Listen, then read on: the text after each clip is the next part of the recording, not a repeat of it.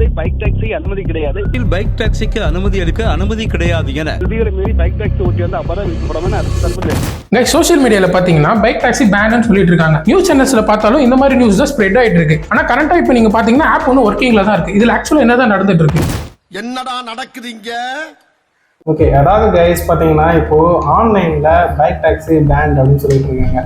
News சேனல்ஸ்லாம் பார்த்தாலே வந்து உங்களுக்கு தெரிஞ்சிருக்கும், பைக் டாக்ஸி பேண்டு கவர்மெண்ட் வந்து இதை வந்து பேன் பண்ணிட்டாங்க, யூஸ் பண்ண முடியாது அப்படின்னு சொல்லிட்டு இருக்காங்க. ஸோ ஆனால் பார்த்தீங்கன்னா ஆப்பில் வந்து ஓப்பன் பண்ணி பார்த்தா இன்னும் ரைட்ஸ்லாம் புக் ஆகுது. ஸோ கஸ்டமரால் வந்து ஒரு ரைடை போய் புக் பண்ண முடியும். ஸோ நம்ம ஆல்ரெடி பைக் டாக்ஸி இருக்கக்கூடிய ஓலோ, ஊபர், இந்த ரேப்பிடோ இதெல்லாம் இருக்குது. ஸோ அதிலலாம் வந்து ஒர்க் ஆகிட்டு தான் இருக்குது. ஸோ இது என்ன நடந்துட்டு இருக்கு? ஒருத்தர் வந்து ஒரு கேஸ் ஃபைல் பண்ணியிருந்தார். அதனால என்ன சொல்லியிருக்காங்கன்னா, நம்ம தமிழ்நாடு ஸ்டேட் வந்து ஒரு ப்ராப்பர் கைடன்ஸ் கொண்டு வர வரைக்கும் இந்த பைக் டாக்ஸிஸை வந்து ரன் பண்ணக்கூடாதுன்னு பேன் பண்ணியிருக்காங்க. ஆனால் ஆப் சைட்லேருந்து என்ன கிளைம் பண்ணுறாங்கன்னா, இந்த மாதிரி ப்ராப்பராக எங்களுக்கு எந்த நோட்டீஸும் இல்லை, நீங்கள் ஓட்டலான்ற மாதிரி எல்லா ஆப்ஸில் இருந்தும் அவங்க நோட்டிஃபிகேஷனாவோ இல்லை வாட்ஸ்அப் மெசேஜஸாவோ அவங்க கொடுத்துட்டு இருக்காங்க. இப்போ இதை பார்த்தீங்கன்னா தமிழ்நாடு கவர்மெண்ட்டை பொறுத்த வரைக்கும் அவங்க நீங்கள் ஓட்டிங்கன்னா உங்களுக்கு ஃபைன்ஸ் இல்லைன்னா பைக்கை சீஸ் பண்ணுற அளவுக்கு சொல்கிறாங்க. ஆக்சுவலாக இது மிடில் மேன் தான் பாதிக்கப்படுறாங்க. யார் பக்கம் எது சொல்கிறது உண்மைனே தெரியாமல் நடுவில் இருக்கவங்க எப்பவுமே இதில் பாதிக்கப்பட்டு தான் இருக்காங்க. ஸோ அது போக இல்லைன்னா அந்த ரைடரோட ஆப் ஓப்பன் பண்ணி பார்த்தாலே வந்து ஒரு நோட்டிஃபிகேஷன் மாதிரி அவங்க வந்து கொடுத்துருக்குறாங்க. ஸோ என்னென்னா இந்த மாதிரி கவர்மெண்ட் இன்ஃபர்மேஷன் கொடுத்துருக்குறாங்க இல்லை பேன் பண்ணியிருக்கிறாங்க அப்படின்றது வந்து நம்பாதீங்க, ஆப் இன்னும் ஒர்க்கிங்கில் தான் இருக்குது, ரெகுலராக கஸ்டமர் ஆர்டர்ஸ் நீங்கள் எடுங்க, ரைடு நீங்கள் எடுங்க, போங்க, ஒன்றும் பிரச்சனை இல்லை அப்படின்ற மாதிரி ஒரு இன்ஃபர்மேஷன் வந்து கொடுக்குறாங்க. ஏண்டா எங்களை இன்னமுமாடா நம்பிக்கிட்டு இருக்க? ஸோ ஒரு ரைடரோட ஆப்பை வாங்கி நான் வந்து ஓப்பன் பண்ணி பார்த்தேன் ஆக்சுவலாக.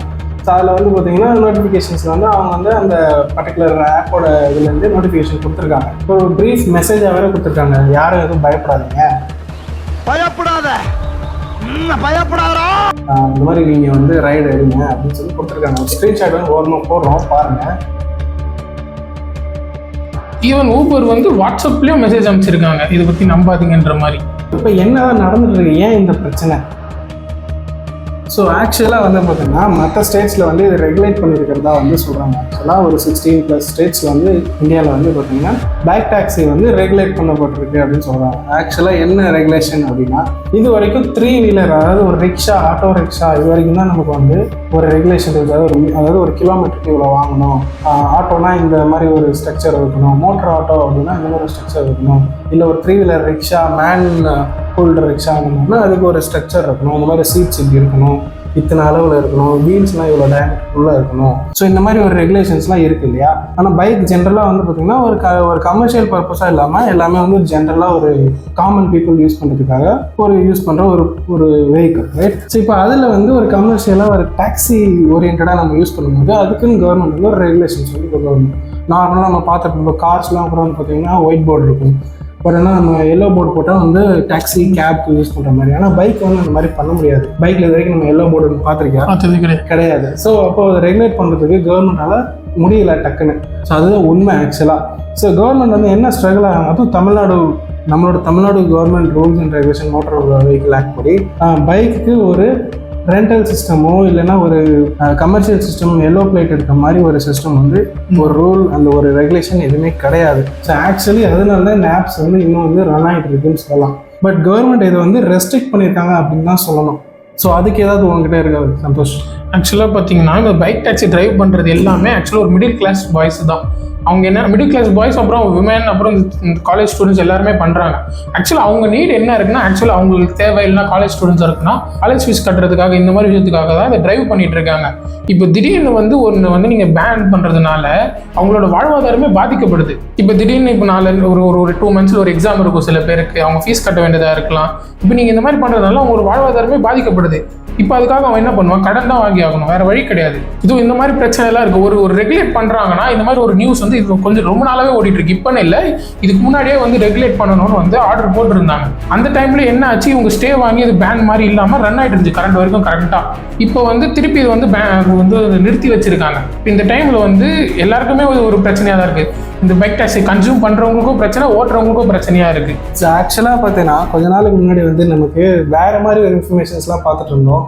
அதாவது இப்போது பைக் டாக்ஸி ஓட்டுறவங்க வந்து ஆட்டோ டிரைவர்ஸ் வந்து ஹேட் பண்ணுற மாதிரி, அண்ட் தென் அவங்க வந்து அதாவது ஆட்டோ டிரைவர்ஸ் வந்து அவங்கள வந்து பேன் பண்ண மாதிரி ஒரு சுச்சுவேஷன்ஸ்லாம் நம்ம பார்த்துருந்தோம். பட் ஆட்டோஸ்க்குமே வந்து இது அஃபெக்ட் ஆகுது அப்படின்றது ஒரு சைடு சொல்லலாம். ஏன்னா ரெகுலராக சென்னையில் வந்து பார்த்திங்கன்னா highest mode of taxi system எதுன்னு பார்த்திங்கன்னா ஆட்டோஸ் தான் அதிகம். ஸோ நம்ம இப்போ தான் வந்து கேப்ஸ் இதெல்லாம் கொண்டு வந்திருக்கோம். பட் ஆட்டோ தான் மேஜராக இருந்தது, ரைட்டா? ஸோ இந்த ஆட்டோவோட ப்ரைஸை விட சீப்பாக பைக் டாக்ஸி வரும்போது மக்கள் அதிகமாக வந்து அதை கன்சியூம் பண்ண ஆரம்பிச்சிட்டாங்க. ஸோ நீங்கள் பேசிக்காக பார்த்தீங்கன்னாலுமே ஒரு மணி வைஸ் பார்த்தீங்கன்னா பைக் டாக்ஸி தான் ப்ரிஃபரபுளாக இருக்கும். ஒரு எக்ஸாம்பிளாக ஒரு 10 கிலோமீட்டர்ஸ் நீங்கள் போகிறீங்கன்னா பைக் டாக்ஸி எடுத்திங்கன்னா 100 to 120 rupees நீங்கள் அதை வந்து முடிச்சிடலாம் 10 கிலோமீட்டர்ஸு. இதே நீங்கள் ஆட்டோ எடுக்கிறீங்கன்னா மினிமம் ஒரு 200 to 250 rupees வரைக்கும் கேட்பாங்க. அதாவது ஆப் படி நீங்கள் ப்ளஸ் போய் அங்கே போனீங்கன்னா ஆட்டோக்கார் எப்படியா இருந்தாலும் கடைசி நிமிஷத்தில் ஒரு 50 rupees எக்ஸ்ட்ரா போட்டு கொடுப்பா. அந்த மாதிரி நீங்கள் எல்லாருமே இந்த விஷயத்தை ஃபேஸ் பண்ணியிருப்பீங்க. கைஸ் இங்கே தான் ஒரு கான்செப்ட் வருது கைஸ். ஸோ இப்போ இந்த பிரச்சனை ஏன் இப்படி வருது அப்படின்னா, நம்மளோட தமிழ்நாடு கவர்மெண்ட் இந்த ஆட்டோ ரிக்ஷாக்கான ஃபேர் ப்ரைஸஸை அப்டேட் பண்ணியே கிட்டத்தட்ட ஆல்மோஸ்ட் ஒரு டெக்கேட் ஆகுது, ஒரு 10 வருஷங்கள் ஆகுதுன்னு வச்சுக்கலாமே. இந்த 10 வருஷமாக நமக்கு எந்த ப்ரைஸ் சேஞ்சஸுமே அந்த கவர்மெண்ட் வந்து ரூல்ஸில் வந்து சேஞ்ச் ஆகலை. பர் கிலோமீட்டருக்கு எவ்வளோ சார்ஜ் பண்ணணும், அண்ட் தென் எவ்வளோ ஆஃப்டர் தேட் ஒரு 1 கிலோமீட்டருக்கு அப்புறமா எவ்வளோ அடிஷ்னல் ப்ரைஸஸ் வரணும் அப்படின்ற ஒரு ரெகுலேஷன் இன்னும் அப்டேட்டே ஆகாமல் இருக்குது. ஸோ இன்றைக்கி இருக்கிற ப்ரைஸ் இன்ஃப்ளேஷன் அண்ட் தென் நம்மளோட fuel prices and then other charges எல்லாமே ப்ரைஸ் அதிகமானதுனால ஆட்டோக்காரங்களுமே வந்து பார்த்திங்கன்னா அதை வந்து பேர் பண்ண முடியாத எக்ஸ்ட்ரா சார்ஜஸ் வந்து இம்போஸ் பண்ணுறாங்க. ஆக்சுவலாக வந்து ஆகஸ்ட் 2013 அப்புறமா இவங்களோட அந்த டேரிஃப் அவங்க வந்து ரிவைஸே பண்ணலை. ஆக்சுவலாக பார்த்தீங்கன்னா பேசிக் ஃபேர் வந்து 25 rupees 1.8 கிலோமீட்டர்ஸ் இருந்தால் வாங்கலாம். அதுக்கு மேலே பர் கிலோமீட்டருக்கு 12 rupees சார்ஜ் பண்ணலாம். இதுதான் வந்து பேசிக்காக இப்போதைக்கு இருக்க ஆட்டோ ஃபேரோட அந்த டேரிஃப். ஆனால் இப்போ இருக்க கரண்ட்டான ஒரு மார்க்கெட் ஃப்ளக்சுவேஷனில் எல்லாமே ரேட் ஏறி போச்சு. எதுவுமே ஈஸியாக நம்மளால் அஃபோர்டபுளாக வாங்க முடியாது. At the end of the day நீங்கள் அந்த ஆட்டோக்காரை பார்த்தாலும் அவருக்கு ஒரு ஃபேமிலி இருக்குது, அவங்க பசங்களுக்கு ஃபீஸ் கட்டணும், அவரும் சர்வே ஆகணும். அதனால தான் அவங்க அந்த எக்ஸ்ட்ரா அமௌண்ட் கேட்குறாங்க. இதே இந்த டேரிஃபை வந்து இவங்க வந்து ரிவைஸ் பண்ணியிருந்தாங்கன்னா இப்போ அவங்க கேட்குற அமௌண்ட் தான் இந்த டேரிஃப் அமௌண்ட்டாகவே இருந்திருக்கும். எல்லாருமே வந்து ப்ராப்பராக வந்து மீட்டர் வச்சு ஓட்டியிருப்பாங்க. மீட்டருக்கு மேலே 2 ரூபா வச்சுக்கிட்டுமே, சாரி சார், மீட்டருக்கு மேலே எனக்கு 10 பைசா கூட கூடனா. ஸோ ஆக்சுவலாக ஆப்ஸ் ஏன் ரன் ஆகிட்டு இருக்கு இன்னும்? So autos and then bike taxis இதெல்லாம் இந்த கொஸ்டினபிள் ரீசன்ஸ்லாம் தவிர நம்ம ஆப் ஏன் இன்னும் ரன் ஆகிட்டு இருக்கு அப்படின்றத பார்க்கலாம். ஸோ ஆக்சுவலாக இது ஒரு சின்ன லூப் ஹோல்னு தான் சொல்லணும். நம்ம தமிழ்நாடு கவர்மெண்ட்டில் அந்த ரெகுலேஷன்ஸ் எதுவும் இல்லாததுனால கவர்மெண்ட்டால் அதை வந்து டேரெக்டாக போய் ஒரு பேனும் பண்ண முடியாது, அதே சமயத்தில் டேரெக்டாக ஒரு அப்ரூவலும் கொடுக்க முடியாது. ஸோ இது ஒரு இன்பிட்வீன் சுச்சுவேஷனில் இருக்கிறதுனால ஆப்ஸ் வந்து ஸ்டில் வந்து ரன்னிங் தான் இருக்குது. சரி, இது யாருக்கு ரிஸ்க் அப்படின்னு பார்த்தீங்கன்னா கண்டிப்பாக அந்த ரைடருக்கு தான் ரிஸ்க்கு. ஸோ ஒரு கன்சியூமராக அது யூஸ் பண்ணுறவங்களுக்கு கூட ரிஸ்க் இருக்குமான்னு கேட்டால் வெரி லோ தான். ஆனால் ஆக்சுவலி பார்த்தீங்கன்னா அந்த ரைடருக்கு தான். சப்போஸ் நாளைக்கே கவர்மெண்ட் வந்து ஒரு சடன் இம்போசிஷன் கொடுக்குறாங்க, இந்த மாதிரி பைக் டாக்ஸி ரைட் பண்ணுறாங்க, ரைடருக்கு வந்து ஒரு 10,000 rupees ஃபைன் சார்ஜஸ் போடுறாங்க அப்படின்னா ஒரு ஜென்ரலாக டெய்லி ஒரு 1,000 rupees ஏர்ன் பண்ணணும்னு நினைக்கிற ஒரு ஸ்டூடெண்ட்டோ இல்லை ஒரு ஜென்ரல் காமன் பர்சனால் அந்த 10,000 வந்து அஃபோர்ட் பண்ண முடியாமல் போகலாம். சரி, இதனால் ஆப்க்கு என்ன லாபம்? கண்டிப்பாக ஆப்க்கு வந்து கமிஷன்ஸ், கஸ்டமர்ஸ்க்கு வந்து சீப்பர் ரைட், இந்த மாதிரி நிறைய ரீசன்ஸை நம்ம சொல்லலாம். ஓகே, ஸோ இதனால என்ன கன்க்ளூஷன் வருது? ஆக்சுவலாக பார்த்தீங்கன்னா எவ்வளோ சீக்கிரம் முடியுதோ அவ்வளோ சீக்கிரம் இதுக்கான ரெகுலேஷன் பண்ண வேண்டிய விஷயத்தெல்லாம் ரெகுலேட் பண்ணி தமிழ்நாடு கவர்மெண்ட் இதுக்கு ப்ராப்பராக ஒரு அப்ரூவ் கொடுத்தீங்கன்னா எல்லாருக்குமே ஒரு ஈஸியான ஒரு கமிட் பண்ணுறதுக்கு, ஒரு வெளியே போகணுன்னா ஈஸியாக இருக்கும். ஒரு மிடில் கிளாஸ் பசங்க எப்பவுமே வந்து காலேஜ் போகிற பசங்க கூட இப்போ ஸ்ட்ரெயிட்டாக வந்து ரேப்பிடோ போட்டு காலேஜில் போய் இறங்கிட்டாங்க. நானே ரேப்பிடோ நிறைய ஓட்டியிருக்கேன். இப்போ நான் ஓட்டும் போது நிறைய வந்து காலேஜ் ஸ்டூடெண்ட்ஸ் தான் வருவாங்க. இப்போ இல்லை, நான் என்கிட்டயே பைக் இப்போ ஏதாவது ரிப்பேர் ஆகுது, காலேஜ் போகணும்னு நான் நினச்சேன்னா நான் ஸ்ட்ரெயிட்டாக ரேப்பிடோ போட்டு போயிடுவேன். ஏன்னா ஆட்டோ போட்டு பைக் டாக்ஸி போட்டு தான் ஈஸியாக போக முடியும், ஆட்டோ எடுத்து போக முடியாது. ஏன்னா அது பார்த்தீங்கன்னா அதோட ப்ரைஸ் வந்து அதிகமாக இருக்கும். ஆக்சுவலி நீங்கள் ஒரு மிடில் கிளாஸாக பார்த்தீங்கனாலே ஒரு எக்கனாமிக்லி நம்மளுக்கு வந்து ஒரு ஈஸியான வே வந்து பைக் டாக்ஸி தான். இது எவ்வளோ சீக்கிரம் முடியுதோ அவ்வளோ சீக்கிரம் ரெகுலேட் பண்ணி நீங்கள் வந்து இந்த பேனை எடுக்கணும். இப்போ மோஸ்ட் ஆஃப் த பீப்புள்ஸ் என்ன பண்ணுறாங்கன்னா ஃபோனை வந்து ஃபோன் ஸ்டாண்டில் வைக்காமல் பேக்கெட்டில் வச்சுக்கிட்டு பைக் டாக்ஸி ஓட்டிட்டு தான் இருக்காங்க, இல்லைன்னு சொல்லவே முடியாது.